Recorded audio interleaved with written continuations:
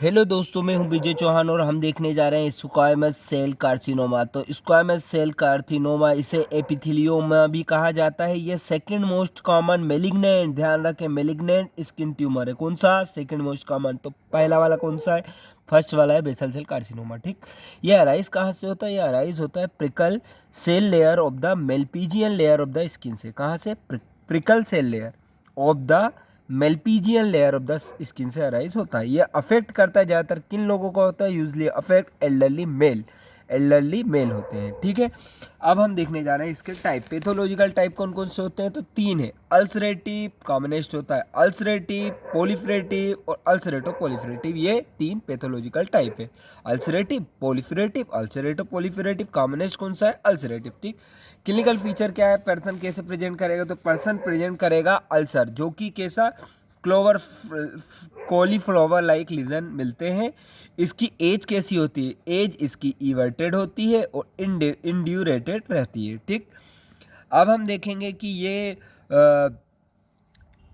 अब हम देखेंगे इसके कुछ site of the squamous cell carcinoma की साइट देखेंगे। उसके डिफरेंट नाम होते हैं, जैसे कि कंगारी कैंसर कहाँ है? जैसे कि ज़्यादातर ये कश्मीरी लोगों में देखा जाता है, जैसे कि एब्डोमेन पे पोर्ट कंटेन करते हैं, तो इसके कारण एब्डोमेन में कैंसर हो जाएगा, तो ये कंगारी कैंसर। उसके बाद है केंग कैंसर। केंग कैंसर क्या है?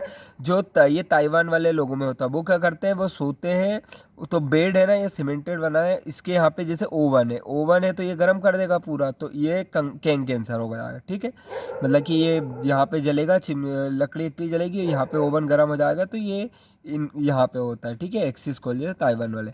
चिमनी स्वीप्स कैंसर, ये चिमनी वर्कर जो होते हैं उनमें होता है। साड़ी और धोती कैंसर, ये कहाँ पे? जो क्रोनिक इरिटेशन होगा, जैसे साड़ी पहन रहा है बहुत लंबे समय से, धोती पहन रहा है, तो वो यहाँ पे होता है। बहुत ज़्यादा टू टाइट साड़ी और धोती वेयर करने के कारण, क्योंकि क्रोनिक इरिटेशन होता है।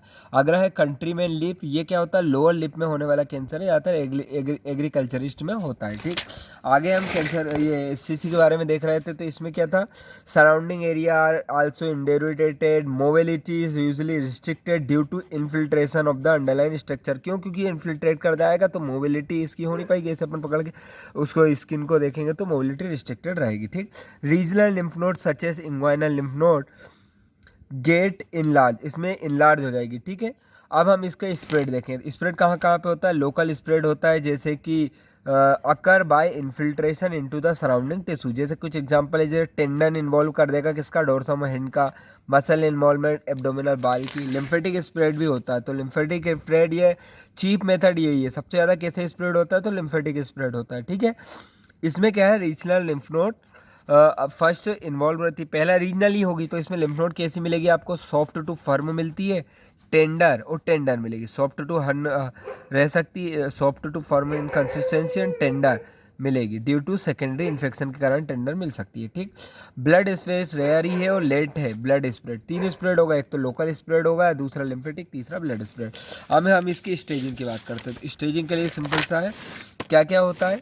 सबसे पहले होता है T1 में लेस देन 2 सेंटीमीटर। T2 में क्या रहेगा? More than 2 centimetre. T3 में वही अपन ने अभी बीसीसी में भी देखा था। क्या देखा था बीसीसी में भी? मैक्सिला सबसे पहले अपना था, मैंडिबल, मैक्सिला, ऑर्बिट और अपना टेम्पोरल। ठीक है, तीन तो मैक्सिला, मैंडिबल, ऑर्बिट और टेम्पोरल, ये हो जाएगा T3 में। T4 में क्या इन्वॉल्व करेगा? स्कल वेस है ना, वो इन्वॉल्व कर देगा। ये स्कल का वेस इन्वॉल्व कर रहा है, तो अपन कह देंगे T4। N0 बोले तो नो लिम्फ नोड। N1 बोले तो सिंगल एप्सिलेटर लेकिन 3 सेंटीमीटर से कम। N2 बोले तो सिंगल एप्सिलेटर लेकिन 3 से लेकर 6 सेंटीमीटर तक। और N3 बोले तो more than 6 centimetre spread. M0 बोले तो नो मेटास्टेसिस, M1 मतलब कि मेटास्टेसिस। कौन सी? डिस्टेंस। खत्म हो गई स्टेजिंग, बहुत सिंपल थी। अब हम देख रहे हैं क्या इसकी इन्वेस्टिगेशन के लिए क्या करें? बेज बायोप्सी लेंगे। एज से अपने को रहना है, बेज बायोप्सी एज से लेनी है। या एज ही क्यों चुन रहे हो आप? क्यों? क्योंकि वहाँ पे हमने बीसीसी में देखा था कि यहाँ पे क्या सबसे ज़्यादा मेलिग्नेंट सेल होती है, ग्रोइंग एड यही है, तो यहाँ पे मेलिग्नेंट सेल ज़्यादा मिलेंगे।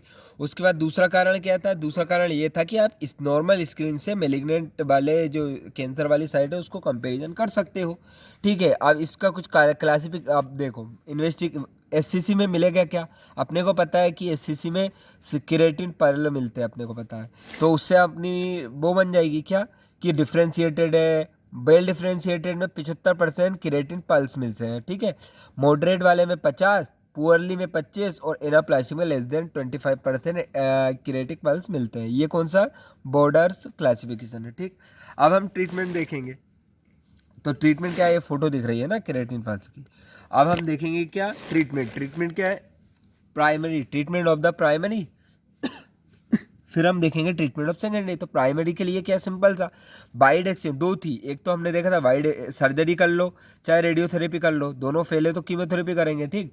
दोनों फेल है तो फिर कीमोथेरेपी करेंगे। पहले सर्जरी क्या है, सर्जरी वाइड एक्सcision करते हैं। और एक और दूसरी प्रोसीजर क्या आती है अपनी, मोहेस प्रोसीजर थी। एक तो अपन क्या करेंगे, हम करेंगे वाइड लोकल एक्सीजन या फिर मोहास सर्जरी करेंगे। ये सर्जरी की दो चीज़ हो गई। वाइड एक्सीजन करेंगे तो कितनी मार्जिन इसमें लेनी है, रिमूव करना है। हेल्दी मार्जिन मतलब कि अपने को 1 सेंटीमीटर लेनी है, ठीक है। अब हम इंडिकेशन कब सर्जरी करोगे, जब स्मॉल और सुपरफिशियल लीजन है तब कर दो सर्जरी, या फिर वो डीपर टिश्यू में इन्वॉल्व है जैसे मसल कार्टिलेज और बोन, या फिर रेडियो रिकरेंट केस है बोले तो रेडिएशन थेरेपी फेल हो गई, तब अपन क्या करेंगे, वाइड एक्सcision करेंगे, ठीक है। तो इसमें वही अपन स्प्लिट स्क्रीन ग्राफ वो जो अपन ने BCC पढ़ा सेम चीज़ है, ठीक। अब हम पढ़ते हैं रेडियोथेरेपी का क्या इंडिकेशन है, कब यूज़ करोगे। तो पेशेंट अनेबल सर्जरी अनेबल और अनविलिंग टू अंडरगो सर्जरी, वो सर्जरी में जाना नहीं चाहता, सर्जरी नहीं करवाना चाहता, या फिर उसकी हो नहीं पा रही है तो अपन रेडियोथेरेपी यूज़ करेंगे। या फिर clear margin can not be obtain हो नहीं पा रही clear margin bye Mohas microscopic excision या फिर एक्सटेंसिव सर्जरी, या फिर एडजुवेंट थेरेपी के रूप में भी रेडियोथेरेपी को यूज़ कर सकते हैं अपन, ठीक है। अब हम देखेंगे सेकेंडरी। अब सेकेंडरी का तो बहुत सिंपल है। ट्रीटमेंट ऑफ सेकेंडरी क्या है, देखो सेकेंडरी बोले तो लिम्फ नोड इन्वॉल्व हैगी, तो 30 to 40% में क्या है, आप इन्फेक्शन को ठीक कर दो। कैसे, एंटीबायोटिक देके ठीक कर दोगे ना तो लिम्फ नोड बाद में रिग्रेस हो जाएगी, नॉर्मल हो जाएगी। आपको बेड टू रिवाइज पॉलिसी पे काम करना है। लेकिन अगर हार्ड और मोबाइल लिम्फ नोड है तो FNAC करा के देख लो आप। और अगर हार्ट और फिक्स हो गई ये लिम्फ नोड तो आपको पैलिएटिव रेडियोथेरेपी देनी पड़ेगी, ठीक है। तो ये हमने सिंपल सी समरी दी है यहाँ पे स्क्वैमस सेल कार्सिनोमा ट्रीटमेंट की। प्राइमरी सेकेंडरी में क्या है, मोबाइल लिम्फ नोड है तो रेडिकल ब्लॉक डिसेक्शन करेंगे, फिक्स हो गई है तो पैलिएटिव रेडियोथेरेपी देना है। सर्जरी है कि रेडियोथेरेपी, दोनों फेल है, एडवांस केस में बोथ फेल होगा तो कीमोथेरेपी देंगे, ठीक है। तो ये हमने कर लिया SCC का ट्रीटमेंट। Thank you.